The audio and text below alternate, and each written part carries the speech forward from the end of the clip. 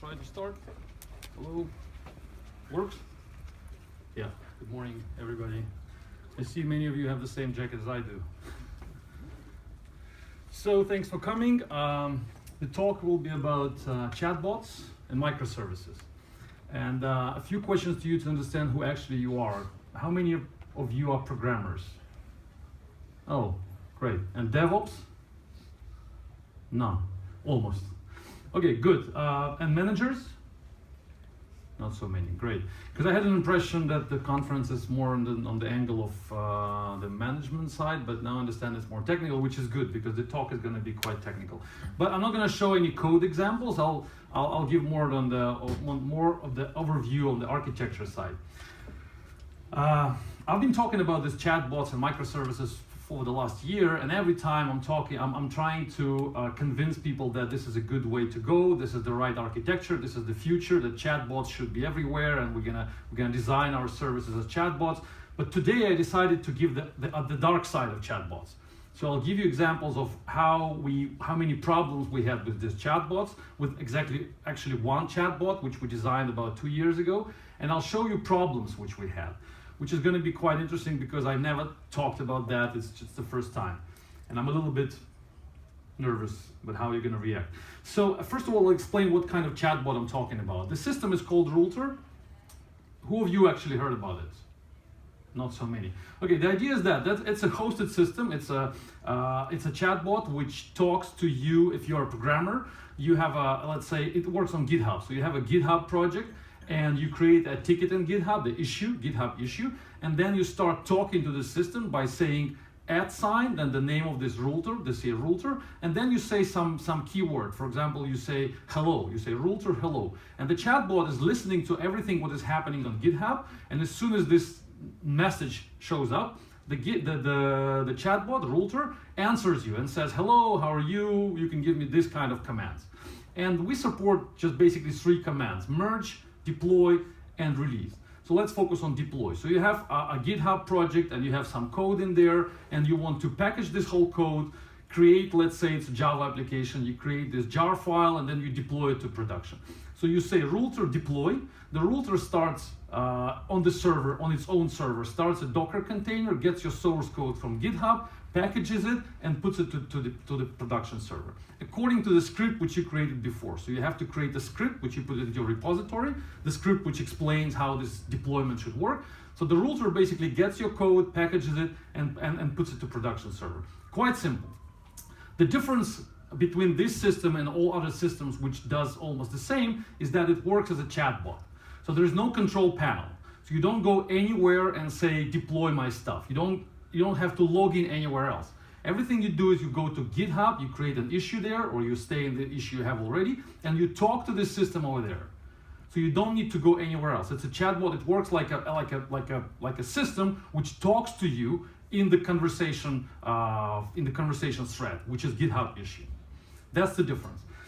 And the main architectural difference is that's what I've been talking about for so many times, is that the key difference between this architecture and the traditional architecture, when the system stays aside, for example, from GitHub, and you have to log in there and say do something with my GitHub project, and then you control the execution over there, you click some buttons over there. You don't talk to the system through this chat communication channel, but you use the control panel.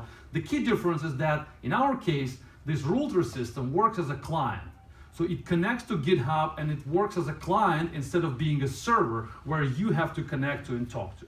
So if you compare the system, for example, with Travis CI or Circle CI or any other continuous integration services or Jenkins, every time it's some server which is expecting your requests, waiting for you to connect to them and helping you out being a server. In our case, and the key difference, and this is for all chatbots, the very important advantage of the architectural advantage is that each chatbot is a client. It's not a server which is supposed to be online 24/7 listening to your requests. Instead, it's a client who is connecting to this communication platform, which is in our case GitHub, but in other cases it could be Slack, for example, or IRC, or any other platform where you basically post messages.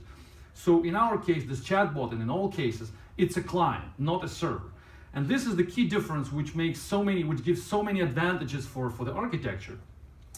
And basically there are three benefits, which are the most important in our case. Why we started to do it in a chatbot 2 years ago. Basically, I did it. I created this system, and there were three main things which were driving me, and that's why I decided to do it in this way, without the control panel, without being a server, but in a chatbot format. The first thing is that there is no user interface, and that's why it's so easy and so simple to develop and create. There's no user interface, no buttons, no login page, no front end. There's nothing like that. Everything is just a back end which talks to GitHub issue and posts messages and reads messages. So there is no need for me, 2 years ago, there was no need for me to design a complex UI with this good looking interface, CSS, HTML, the things which are not really professional at. So I'm a Java developer, I don't know how to design the good looking UI. And it was not necessary because for the chatbot, there's no UI, which is a big advantage for the architects, for programmers. They don't need to be UI. There's no need for the UI and a UX design at all. It's a chatbot which just talks, posts text messages, and gets text responses back. And that's it. That was the big thing, number one, which is why I decided to go this way. And that saves me a lot of time. The second thing is that like you imagine what's going on. I get when you ask me to deploy something, I get the GitHub sources. I need to package them. I need to run Docker container. I need to do some work on the server side. Then I need to deploy that. It takes some time, sometimes a few seconds, sometimes a few minutes, sometimes an hour. And then I have to reply back to you and say, what's the answer? What's the result? What actually happened there? So it's quite time-consuming operation. And to do it right in the UI form, when you're sitting in front of the monitor and clicking buttons and expecting me to answer you, well, immediately, it's quite difficult. So you're clicking the button, you expect this button to react immediately and say something back like, yes, the server was started, or the Docker container was just started a second ago. But I can't do it in half a second. It takes sometimes a few seconds, it takes sometimes like maybe half a minute, even to connect to the server and start this Docker container. So it's time-consuming operations, which do not go along well with the UI. So the idea of the UI and UX in general is that it's fast. So it has to be fast, people have to be able to click there and immediately get some response back. But in our case, it's not so easy because there are servers involved, and sometimes many servers. It's a back-end operations. So, but in the chatbot, we don't have that problem, because you post your message on the GitHub, on the thread, on this communication issue. You post a message, and you can wait for a minute for the answer. You can wait for a minute. You can wait for 2 minutes. It's okay for you to stay and wait if you're talking like that in a chatbot mode, which is an advantage, I think, for all chatbots, for all of them, because there is no UI. You don't need to be fast. When you design your chatbot, you don't need to design it really fast. You don't need to be responsive. You don't need to answer in 50 milliseconds. You can really answer in 1 minute. It's acceptable. The person who is posting messages to Router in GitHub, they are usually expecting an answer within a minute or maybe sometimes 2 minutes. A few milliseconds there and here, or maybe a few seconds, don't matter to them. And that was a big advantage again, because I don't need to worry about how to answer you immediately when I'm still talking to the server and trying to do something there. That's the second benefit. And number three, which is also really important in this case, when you do something with the server, you want to track your execution flow. You want to keep log of everything what's happening. You don't want to forget that. And when you have the control panel where people log in there and they click the button and they say, do something with me or get my code, package it, deploy it, you need to think about how to record everything, what happened there, what commands were given, how they were executed, why they failed, and everything. So it's not so easy to design this interface. If you go to any of these CI systems, you see the button build. When you click the build or run or whatever, it builds and you have the log of this last execution. But if it fails, then you have to build again, and there is not really direct connection between these two builds.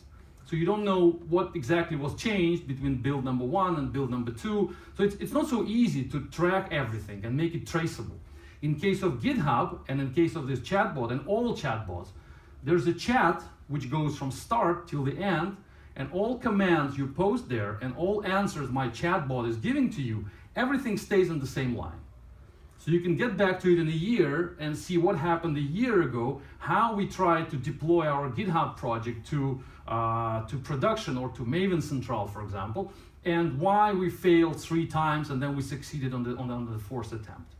So you see everything. We tried, and then the answer from the chatbot is, you know, guys, we just failed, and then we changed something in the code. We connect this, we attach this commit to the issue, and we see what we changed, and we try again, then we commit again, and then it may be like 100 messages, and then there's a success in the bottom. So the same traceability, it's really difficult to achieve if the architecture is not the chatbot architecture. So that was number 3, the benefit number 3, which for me was very important. So all this traceability is provided to me by GitHub. So I don't need to build it myself. I don't need to build all this functionality of tracking what's going on, of seeing these messages, of seeing people communicating to each other, of this authentication and authorization, login, logout. All this functionality is just provided to me by the communication platform, which is GitHub. All I do is just creating a client for this GitHub, which talks to the communication platform, which is GitHub issue, and just post messages and gets answers back. So that was really important, the 3 things which really, you know, was motivating the architecture to make it in the chatbot way. But at the same time, we've got problems. We've got problems which I was never talking about before, and now I'll try to highlight these problems for you.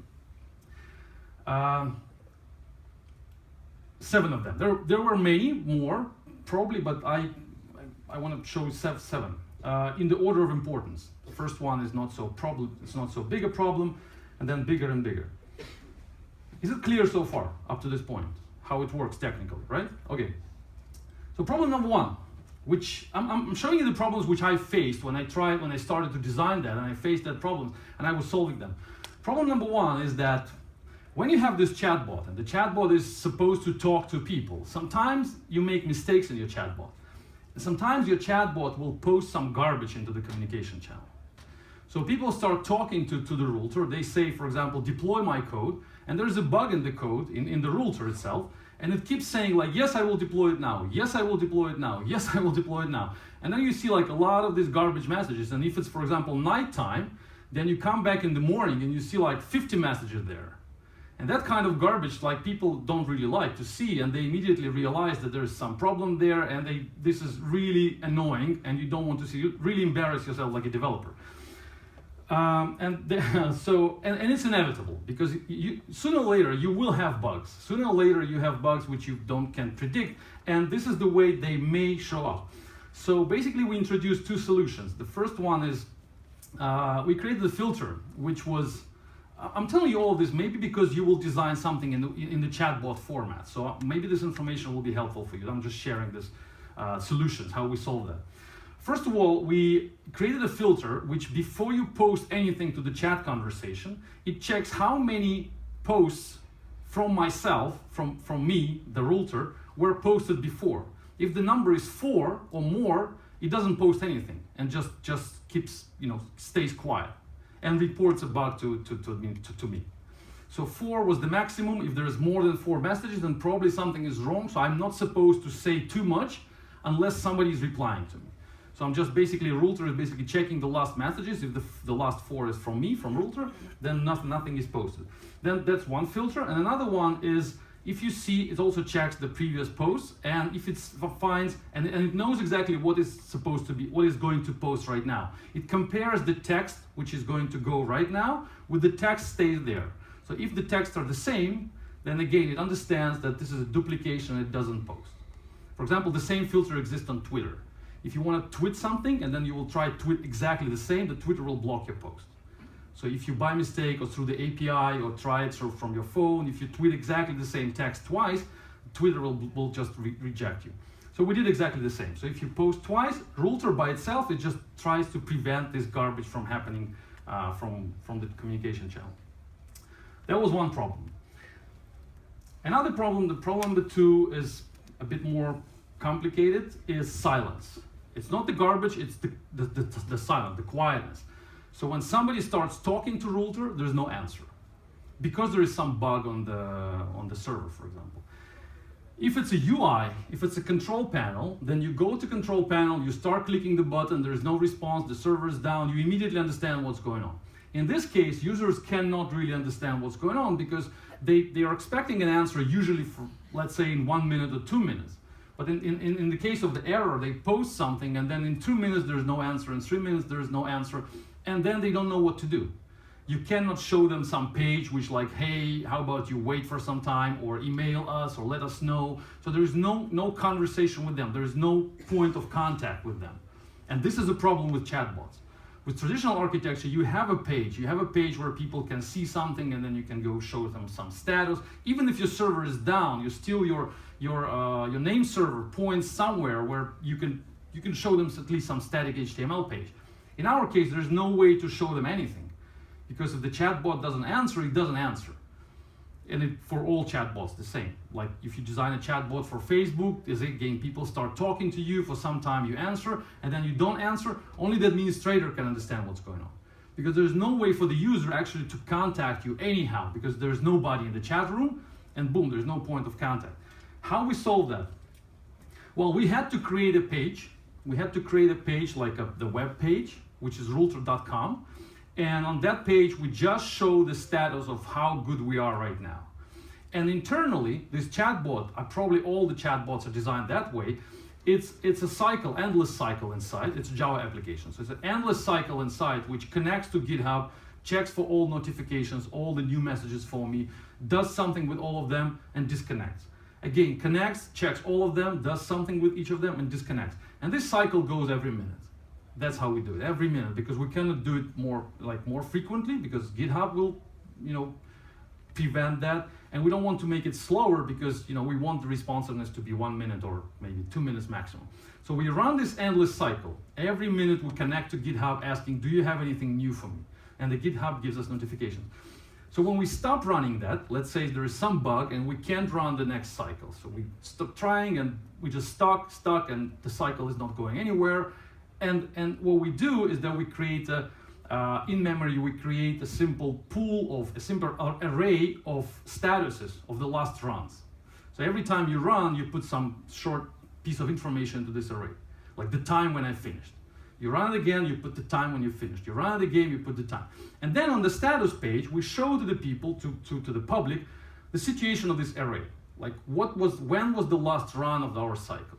And if the last run is longer, the time between the last execution of this cycle is longer than 10 minutes, then we show that, boom, there's a problem. Like we put it in red and say something is wrong in our system, which is the information to the user that something is wrong and probably you need to wait or let us know or email us.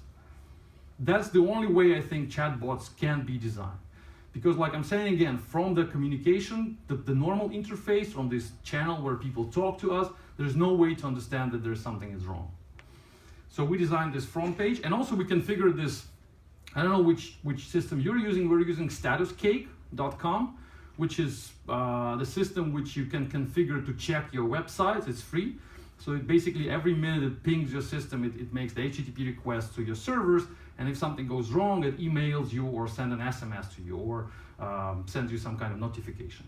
They're probably not, there are many systems like that. We're using statuscake. So we configure statuscake to check this situation on the front page, and if the time of the last response is longer than 10 minutes, then it basically gives us an alarm, and I'm getting the SMS or something, which something goes wrong. That's the only way to do it, I think. The only way to do to solve this problem of sudden silence in chatbots. Problem number 3, is it clear up to this point?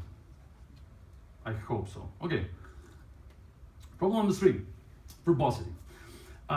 These chat communication platforms are not designed to display messages of 1,000 lines. So they are basically for communicating human to human, like GitHub issue or Slack or IRC. You cannot post, well, you can probably, but it's kind of look ugly. It will look ugly if you post on Slack or on GitHub issue the log of 1,000 lines. Everybody will complain. All the users will complain that you're just taking like 15 pages of my screen just to look at the log, which I don't need to see that much. I want to see probably the last 50 lines or last 10 lines or maybe the start. So I don't want to see everything. But in our case, when you ask our system to deploy something to production, then we do it, and then there's a log generated, sometimes at 10,000 lines of code. So what do we do with that? So how can we bring you back the information, which is so huge? That was a question for us, because people are expecting to get something back from us. They're asking our servers to do something for them, and we need to give them information back. And that was the question, how exactly we can do that without basically violating, probably there's some, I don't know, but maybe some rules on GitHub that we shouldn't spam them that much, should not post such a huge blocks of data. So the solution was to introduce some standalone interface for the chatbot. So the chatbot talks to you using messages, but at the same time, sometimes it posts a message and says, that's exactly what happened, but there's a link which you can click and go there, and then you will see the full log. So we're still talking to you as chatbots, but sometimes we're asking you to go somewhere and look at the website. It's not a real website, it's just a text, it's just a plain text page. But this plain text page is somewhere else.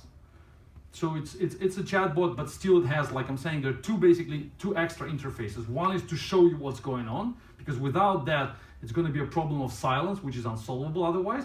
And the second is another interface which shows you big blocks of data which you cannot show anyhow otherwise, without basically spamming and annoying your users by big blocks of data.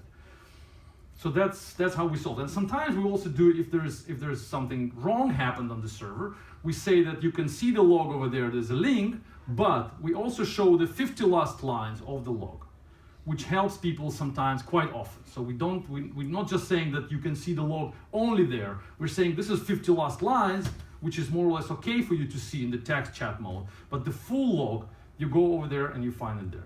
So that's how we solve the verbosity problem. Problem number 4, there's 7 total. Problem number 4 is abuse filters. It is still a problem. It's not completely fixed now. So I think most systems, and GitHub for example, they are not really designed to be intensively used through the API by some bots, by chatbots.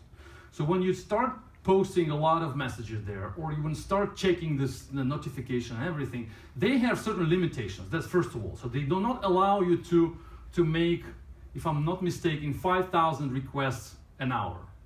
So for every hour, you can connect to their API and make the maximum of 5,000 requests. That's the maximum. If the usage of our system is really intensive and we have many requests, then we sometimes go over this limit. And GitHub doesn't want to increase that limit. We tried, we talked to them, they say no, this is the limit we have for everybody. So it's 5,000 an hour, which could be a problem. Maybe other systems have the same kind of limitations. But that's just half of the problem. Another half of that, sometimes, and they have many filters inside, which they don't disclose, they don't explain how they work, but sometimes they just say, we cannot process your request right now because you just triggered our abuse filter. So they think that our API, our server, is doing something wrong, and they shut us down for some time. Sometimes for a few minutes, sometimes for a few hours. And it's unpredictable. And you can't control, you can't anyhow, I mean, we tried, we emailed them, they say sorry about it. When you email them and say there's something is wrong, please unlock us, remove the ban, they say sure, of course, we'll do it right now. But then in a few days, but now it happens like once a month, it just starts banning you, starts blocking your requests and nothing, and you cannot do anything. So we're just receiving this silence problem. The server just stays quiet, it can't work, because GitHub as a platform basically blocks us and doesn't allow us to communicate with them. So that kind of problem, I don't know exactly how it could be solved. Maybe on Slack also something like that will exist. Maybe they will also try, because they need to protect themselves. They need to filter out the behavior which is not really the behavior they expect. But in our case, we intensively use the API. We need to check every minute, we need to post messages, we need to read messages. So we use their API. And they filter us out sometimes. And I don't know what's going to be the good solution. The only thing we introduced, the only thing we did is that this limitation of 5,000 an hour, we just track how many requests we do.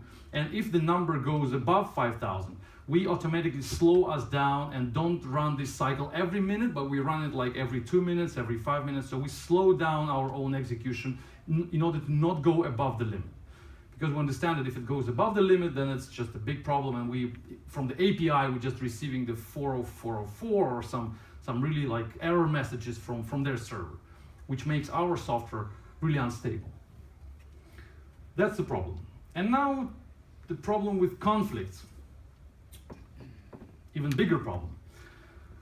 Conflicts between 2, 3, or many chat channels. So let's say we have a project and the GitHub project, and there are many issues. And in each issue, the communication goes. So people start talking to Rulter from one ticket, and then from another ticket, and then from another ticket in parallel. And we need to somehow resolve that, because we don't want to deploy from two different tickets. If I ask you, if one programmer asks me to deploy the entire code staying in one ticket, and then another guy says deploy from another ticket, I don't want to start 2 Docker containers and deploy in parallel, because that will create the conflict on the production server. So I want to somehow put these requests in the line, in this, like sequentiate them, so they have to go sequentially one after another in order to avoid conflicts. Because we've had that conflicts in the beginning. We didn't know about this problem, we didn't expect that, and then we realized that boom, sometimes people actually do request in parallel, and then these conflicts appear later on production. We can't understand why. Because one of them will receive the error message, which is really unpredictable, and it will be difficult to understand for one programmer why it happened, but actually it happened because of another programmer.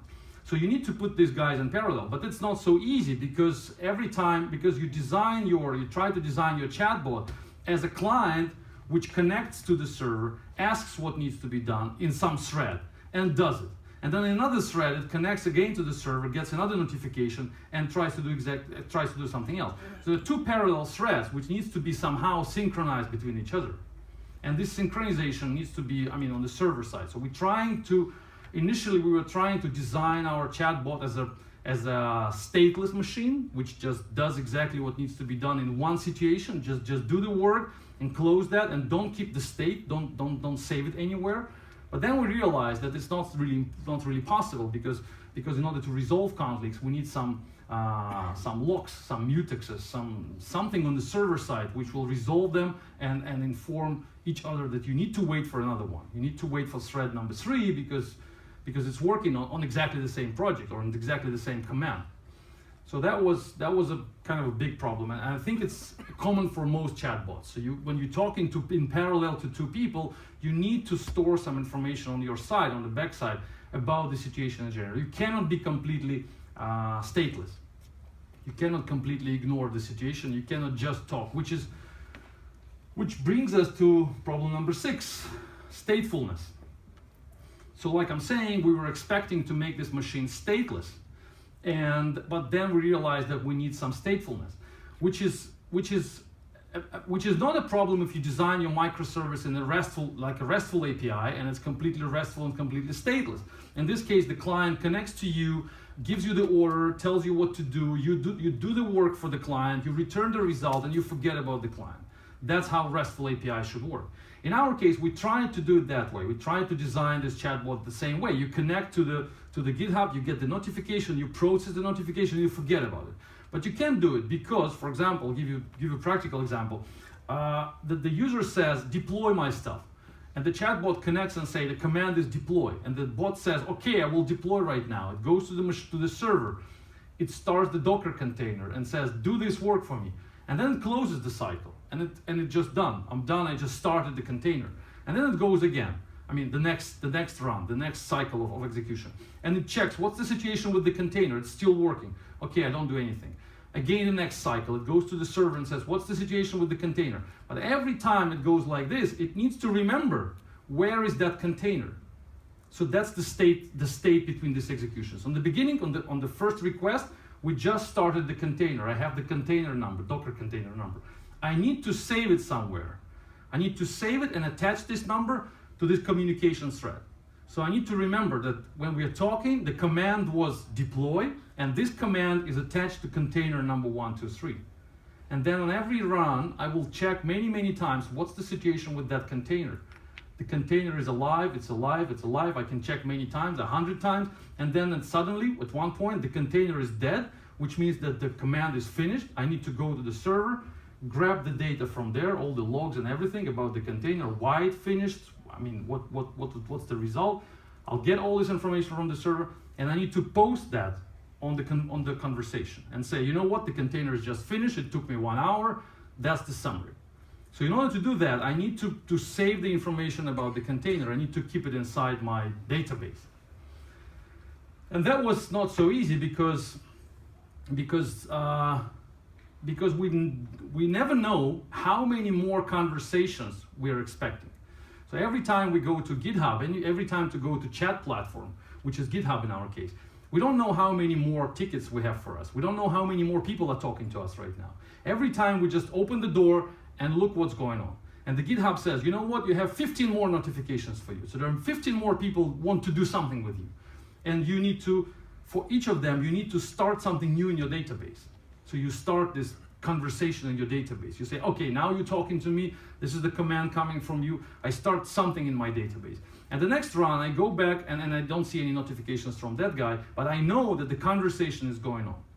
And that keeping track of that conversations is not really an easy task. It took us some time to figure out how to do it right, because sometimes, the biggest thing is that if you lose something, if you damage this information somehow internally, you lose the entire communication. You basically, many problems which I explained before will be caused by your failure to keep the state proper.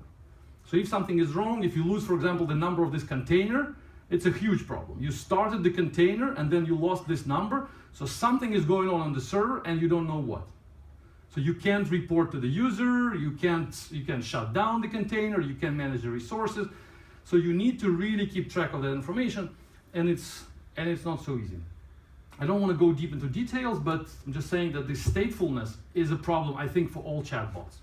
Comparing to the control panel systems, where everything is through the API, and every time the user connects to you, the user brings the context with you, with himself. So the user comes to you and says, I'm the user, this is my ID, you can find me in your database, so I'm talking to you, and it's restless. I mean, it's restful. So I'm coming to you and I give you all the information about myself, serve my request, and I'll go away. So it's completely different design. It's way easier to design it that way, comparing to chatbots. And the last problem, which is I call fragility. That's annoying. What I mean here is that in some situations, and in our case in most situations, if it fails, if something crashes on the server, if there is some bug, then basically stop talking to everybody. So we have, right now, for this chatbot, we have about 300 projects and people talking to us like every day. So all these people, they rely on us, and they know that if they say router deploy, then something will happen and the code will be deployed to production. And they rely on that fact. And then some bug happens. I can give you the practical example which happened 3 weeks ago. The summary is that if something fails, then it fails for everybody. The 300 people just stop and they cannot work because one bug is there, and you need to fix that bug, and then the chatbot starts working again. Which is probably not the case with the systems where they have control panel. With the control panel, usually when there is some bug, this bug shows up in some specific click of a button. So you can click certain button, you can do some specific feature. In our case, in most cases, that's my experience. Maybe in some other designs of chatbots it will be different. But in my experience, we make some bug and the software fails, and it means that all people who are talking to the software cannot talk anymore. It just crashes. And it takes some time for us to restore the situation. And if it happens, for example, on the weekend, then it takes a few hours, and that's really annoying. So we had this problem 3 weeks ago. One guy, I don't know, it's open project, so it's free, so anybody can use it. So he had a code that was Java application, and he created a code, and he gave the command deploy. And we started the container, and we started to deploy that code. But then while the deployment was happening, he changed the configuration of the configuration file in the repository, which we use. So we asked programmers to create some configuration file for us so we know what to do. So he changed it a little bit, and that's a YAML format, and he changed it so it's not readable YAML anymore. So we can't read it, it's just a YAML with the mistake. So the server is running, the format is broken, and then on the next execution, we're checking what's going on with the container, and at some point of time, the container is finished. So we go to the server, our script, I mean our software. It goes to the server, it gets the information from there, and it tries to answer on the GitHub and say, we just finished with your stuff. But there is a bug in the configuration file, and the software cannot post an answer. It cannot say that something really is broken. It cannot reply because it doesn't understand how the project is configured, because the format is broken. So it cannot close the conversation. We need to do something to close the conversation, because we need to give this information somewhere. We cannot just drop it. We cannot just delete it because it's on the server. We need to give this log file somewhere. We need to give this information somewhere. Well, we can't do it because the configuration file is broken. And we are stuck. We're trying and failing. We're trying and failing. And the entire software it was stuck. And we were down for 5 hours. So we were trying to figure out logically what can we do in this situation. Like, we cannot post the data over there, and that's the problem. And we cannot even report to the guy that there is some problem with the configuration file, because we don't have an email, we don't have any other communication channels. We need to talk in the GitHub, but we can't. So that was a situation where we're down for 5 hours, and this is not probably would happen if there would be control panel system where you log in and click the buttons. So this fragility is a problem which we haven't solved yet completely, because every time something goes wrong, we may go down for a few hours, which would not happen in the case of a traditional system, the central panel system where UI is in front of you. So that's it. Have I convinced you to use chatbots, or convinced you not to use them? That's my blog. You can read it. There are some articles about this system. You can ask me questions. I'll try to answer if you have one. Yeah. Can you give us more information on how did you solve the fifth problem with conflicts, more specifically in your scenario? Yeah, the question is how specifically we solve the problem of conflicts. Yeah, I can. Yeah, I didn't say that. I can explain. We have so-called named locks. So we have a system a third-party system, but it's not important where exactly, but it's a list of locks by names. So every time anyone comes to us with a request to do something, we know what GitHub project we're talking about, right? Because we know this issue belongs to this GitHub project. The GitHub project has a unique name, the name of the user / the name of the project. So we get this name and we put it into this lock system, this list of locks. And then if somebody comes in with the same GitHub name, with the same issue, from a different issue, but the same GitHub project name, then we just look at this list, and if this name exists there, we just don't touch this issue. We just don't touch this request for now. So that's how we resolve the conflicts, and we just put them in the one line, which is probably the best and the only solution. We tried something else differently in the beginning, but then this is the best solution. Just put them all by names, by the names of their projects. And that's it. That's how we do it. And we use third-party systems. So it's not inside. We use the system which is outside of, it's called stateful.co. You can check it out. Also our project. It's a quite simple, easy, free system which allows you to create these locks by names. It's a RESTful API. You just post a lock over there, and then you ask for a lock later. So it's quite easy, nothing inside us. We just use the outside system. And that's how we do it. What do you think? Still have 10 minutes. We can go to drink tea. I have one more question. Yeah. What about the seventh problem that you had? You didn't actually... The seventh problem, we're still trying to figure out how to do it. So we don't know, every time it's a problem. Every time if something serious is happening, the system goes down, and it's basically my problem, or we have a few programmers more working on this stuff, and we're trying to put it up again in most cases now, because now it's quite mature, the system is 2 years old, and we don't have like really bugs which are bugs by just mistakes. We have some conceptual bugs. So we have some, like I explained that situation. So we want to bring back the information, but we can't technically, and we don't know what to do because there is no way to inform the user that something is wrong with your configuration. And we only got information about that the user itself emailed us, because he knows our support emailed us and said, you know guys, I just broke your system because I changed my YAML configuration. I can see that now you guys are down because of my file, but do something about it. And we just said, how can you please fix it back, like change the configuration back again? But it didn't help because it was cached on our side. So it was like quite messy situation. And like I'm just giving an example to illustrate that if it goes down, the communication between us and the people who actually caused the trouble is really not so easy as with the control panel system.